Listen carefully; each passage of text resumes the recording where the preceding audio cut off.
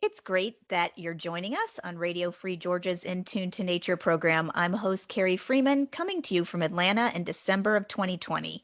Today, we're going to be talking about wild animal welfare. That's right, wild animal welfare.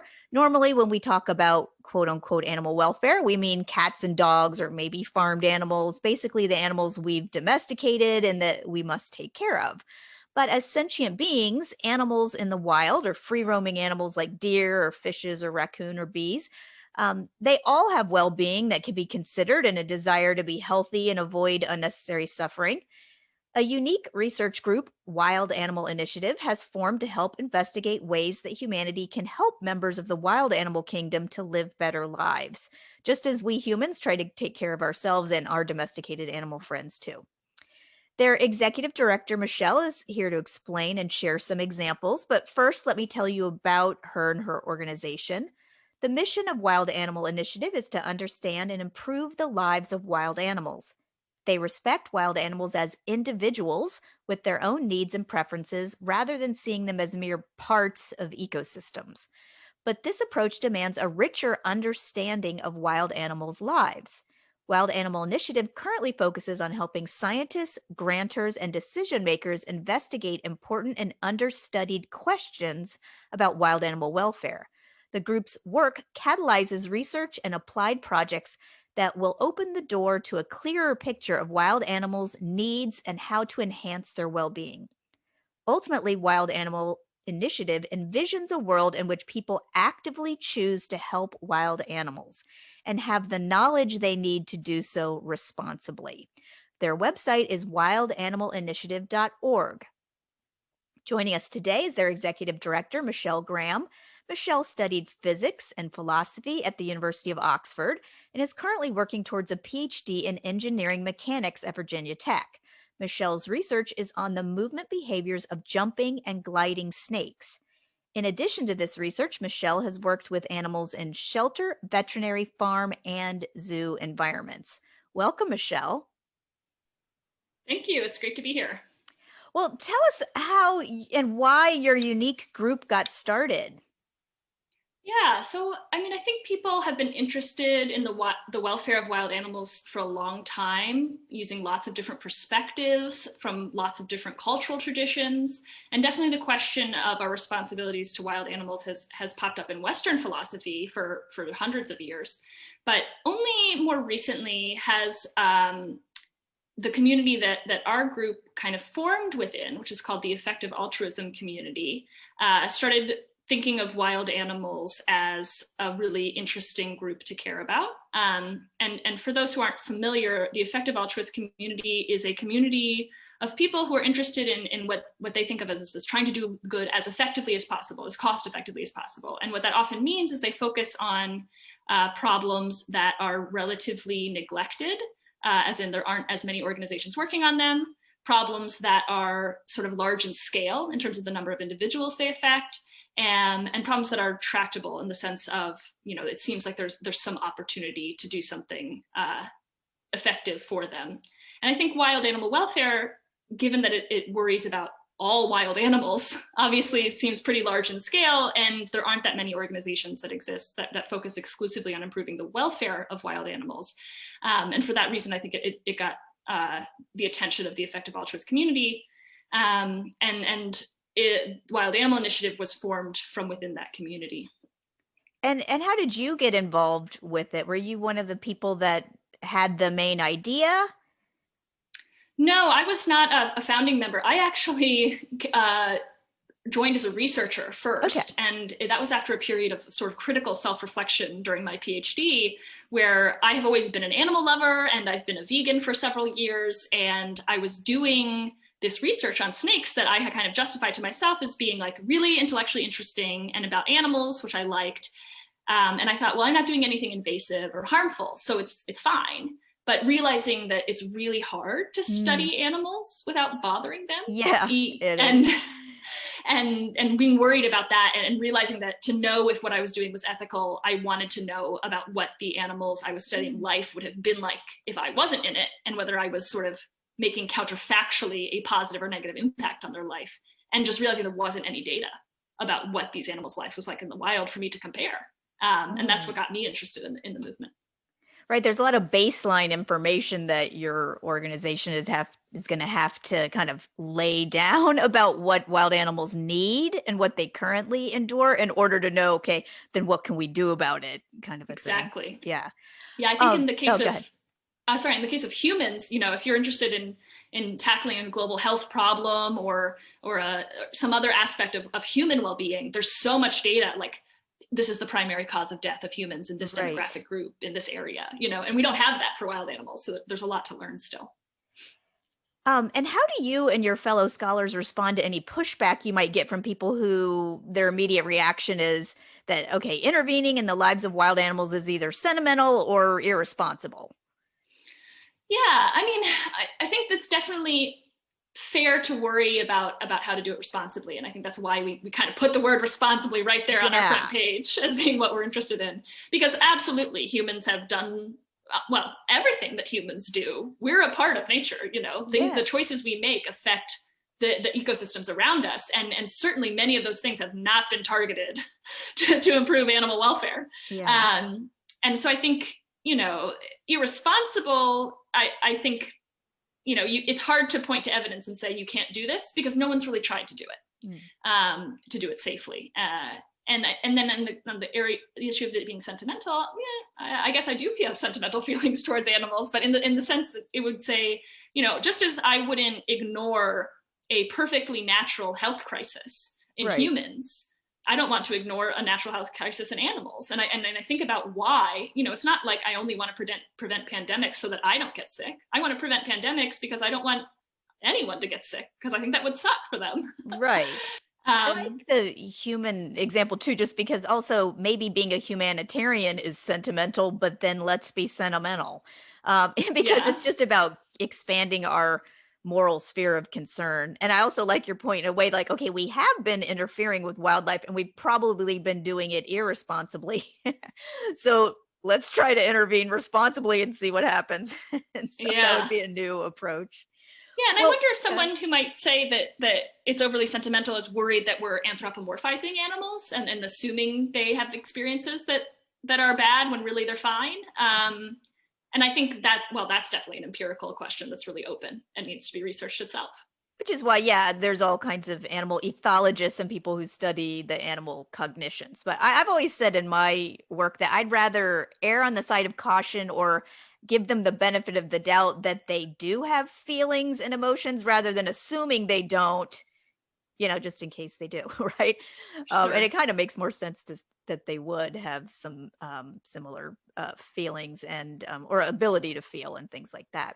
Definitely. What are your long-term hopes and goals for what Wild Animal Initiative can achieve? Let's say in a decade or so, like what would you like to have as some achievements?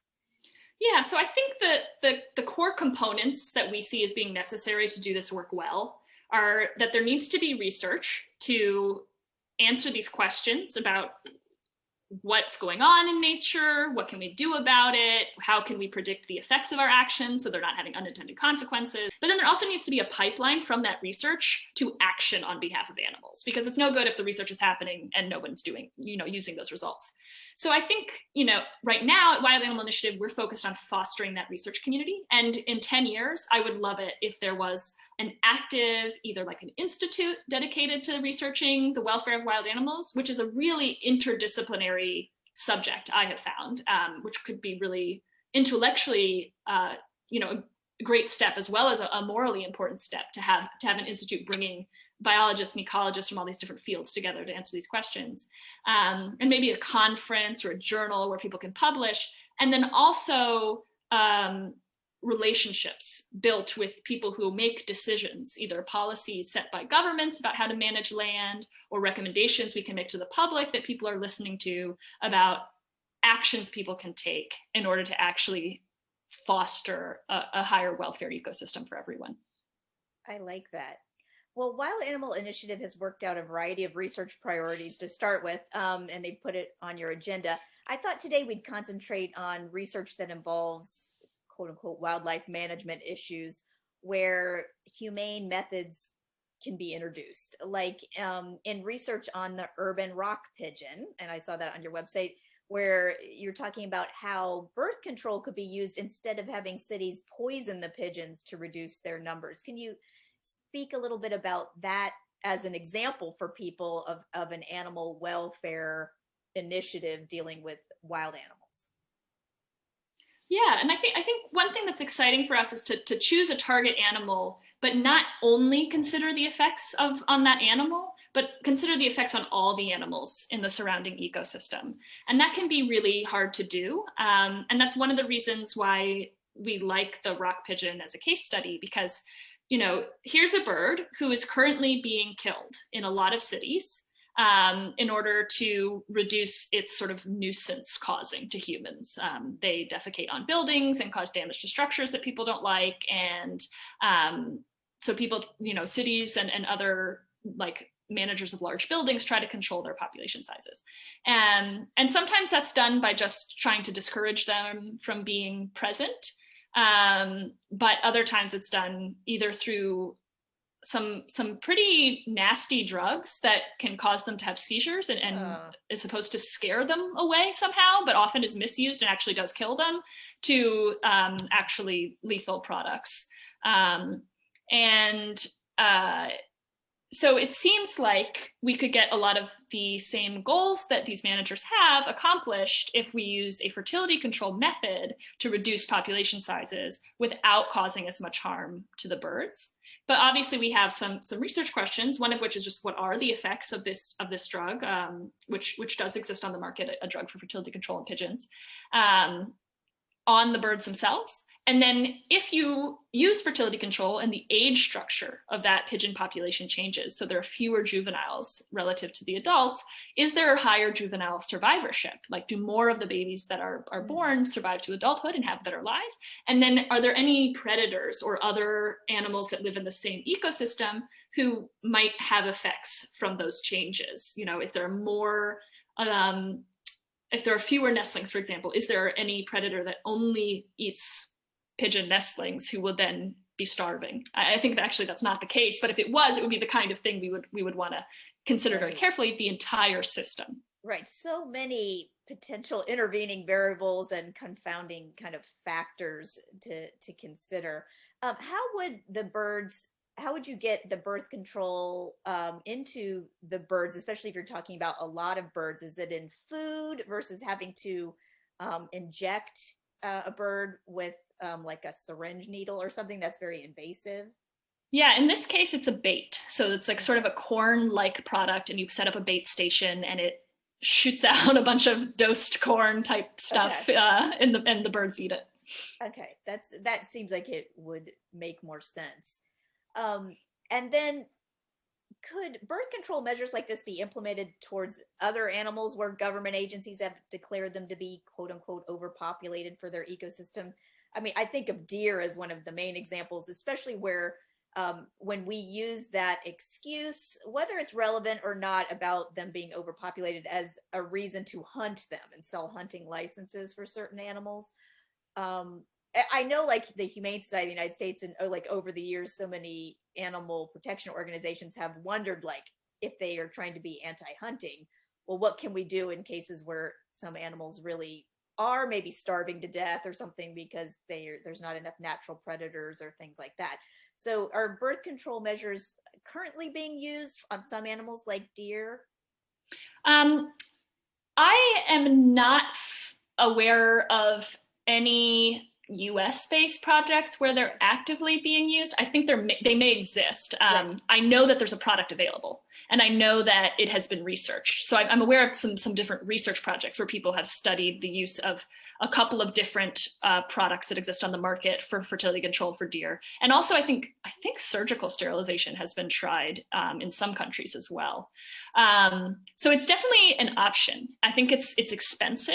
So cities make money, selling permits, Permits. For hunting permits, exactly. Yeah. And then so it doesn't necessarily cost them that much to reduce populations that way. In urban areas like Philadelphia, where I live, or in Washington D.C., they don't actually have the ability for a hunter to come, like a member of the public to come on and hunt the deer. It's actually like U.S. Fish and Wildlife personnel, I believe, Right. in many cases. So that seems one where it really could just be a fertility control method instead, and it doesn't seem obvious why hunting is necessary. Right. If you're just joining us on Radio Free Georgia, this is In Tune to Nature, and I'm host Carrie Freeman, interviewing Michelle Graham, the executive director of the research organization Wild Animal Initiative.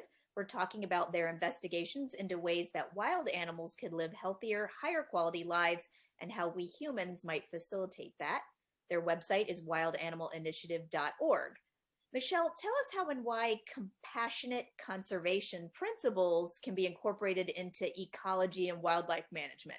For example, I know your group recently published a scientific paper suggesting how restoration ecology can incorporate wild animal welfare. Like, tell us how that can be done in ways that benefit the wild animals and the entire ecosystem. Yeah, so I think a question that I realized I needed to ask myself when I was coming into this work, and I thought of myself as someone who, in the past, who really was an advocate for conservation, and I realized I thought of myself that way because I thought it was definitely the best thing for wild animals, and it may well be, but I think it hasn't been researched in terms of its effects on the welfare, and it's often like considering the animals as individuals rather than just whether or not their population is stable seems to sometimes be left out of the conversation. Yes. And so I think that comes into play in two ways. One is just while we are pursuing conservation goals, it is often the case that we have to trade off the needs of some animals against others. And in the case of, say, an island where an invasive species like a rat has come to be prevalent, often that might mean an eradication of millions of rats in order to preserve an ecosystem in a particular way. And I think it's really an important moral and philosophical conversation to have, to say, what are you aiming for when you do a conservation project, and what does success look like? And I think that something really powerful that the wild animal welfare perspective can bring is an animal-focused perspective of saying maybe the ecosystem we should be aiming for is the one with the highest welfare for all the individuals living in that ecosystem that we can achieve. And that's not to say there won't still be trade-offs. I mean, it's hard to imagine an ecosystem. It would have to be, right, yeah. It's not gonna be all bliss for everybody 100% of the time. Yeah. But trying to think about what it would mean to do that, instead of saying, oh, we're trying to aim for this ecosystem to look exactly like it was before the Industrial Revolution or something like that. I'm sure conservation ethicists definitely think about these things. I'm not trying to say it's not being thought of, but I think that sometimes the conversation can really focus on human-centric values. Like, I want it aesthetically, the ecosystem, to look this way, or I want to preserve, a lot of different animals because that's what I consider special. And I think it's really interesting to think about, well, if I focus on the welfare of the individuals who live in that ecosystem, would I come up with a different answer? And I think that's something that we really have to offer that conversation. Yeah, I like how the idea that maybe we should change the idea of what success looks like. So it's not just the notion of the forest system or whatever ecosystem kind of looking the way we think it might have before colonization or whatever. Because I know, just having traveled also to New Zealand, that's an example of a very large island that is a bird island and is not really supposed to have mammals on it, but human mammals are there with their sheep, but then they apparently that's fine, but they don't like any other mammals that are there, like possums and stuff. They want to eradicate them. So it's like, yeah, you have to make some choices, like, can they live with some possums, in a way that not all the birds die because of the possums. It is a difficult question, but I do think that in conservation, typically it's been, and they had any excuse to kill anybody who interfered with the pursuit of what they considered the greater good. Now, not with humans necessarily.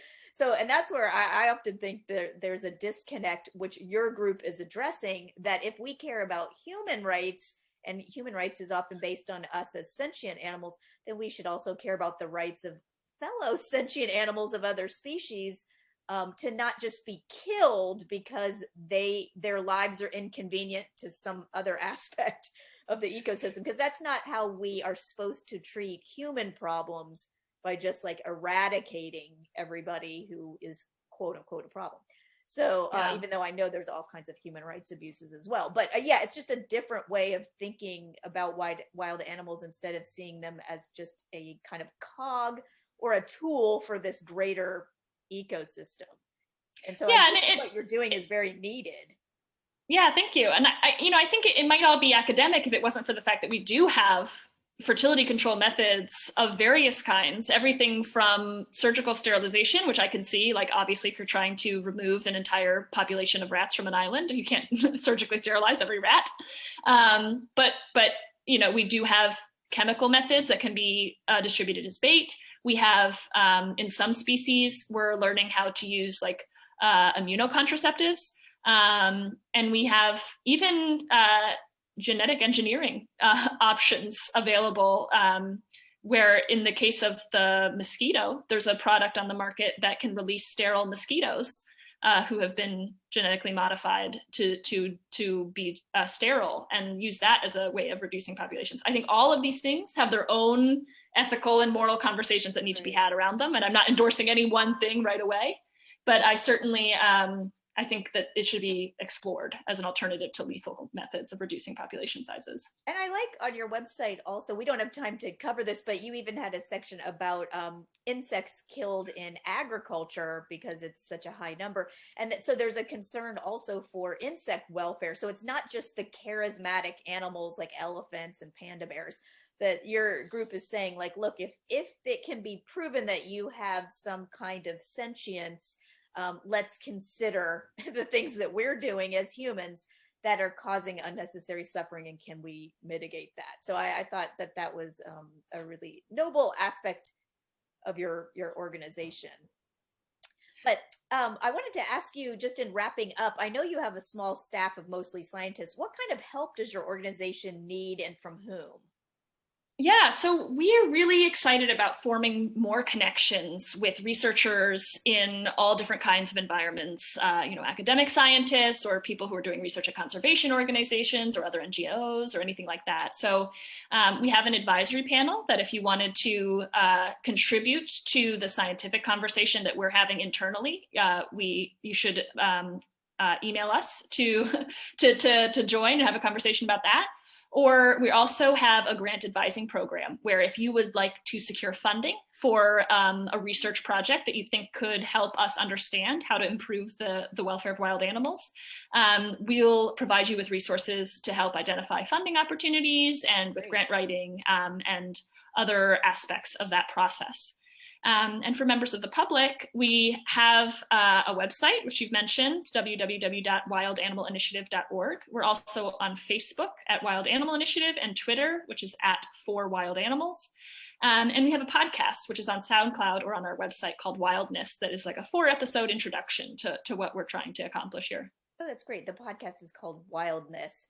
And what was the handle that you said, For Wild Animals? Is it FOR or the number 4? FOR, For Wild Animals. Okay, was that on Instagram, or I forget which one? Sorry, that's Twitter. Oh, it's Twitter. Okay.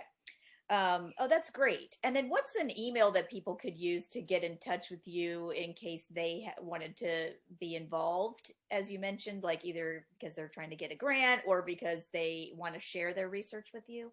Yeah, that's info at wildanimalinitiative.org. Okay, info@wildanimalinitiative.org. Okay, that's great. Well, that's the end of our show, but I want to thank you, Michelle, for being with us on Radio Free Georgia's In Tune to Nature program. We'll have to have you back to tell us more about what your research finds out and how it may start to change our policies and practices towards members of the wild animal kingdom. Definitely. I look forward to talking about it. Yeah, and good luck with your PhD. You may be Dr. Graham when we have you back. Oh, I very much hope so. Yes, she's almost done with her dissertation. Okay. And to our listeners, thank you for tuning in to In Tune to Nature, broadcasting every Wednesday at 6:30 p.m. Eastern Time, online at WRFG.org and on Atlanta radio station 89.3 FM. We post action items, news, and podcasts on the show's website, facebook.com/intune-to-nature. The views and opinions expressed on this show do not necessarily reflect those of WRFG, its board, staff, or volunteers. I'm one of those volunteers. I'm host Carrie Freeman, asking you to please support independent, non-commercial media like Radio Free Georgia. And remember to take care of yourself and others, including other species. Thank you for listening. Cheers.